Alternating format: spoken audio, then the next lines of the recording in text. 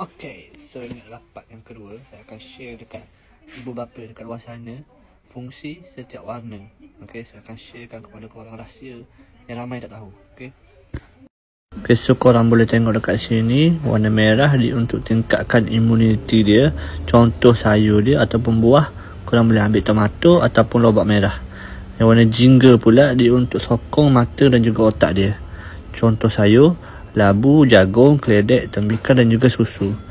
Warna hijau pula dia untuk tingkatkan zat besi dia dan juga pencernaan dia.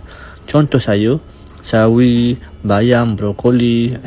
Kalau contoh warna putih pula dia untuk penjagaan usus ataupun pencernaan.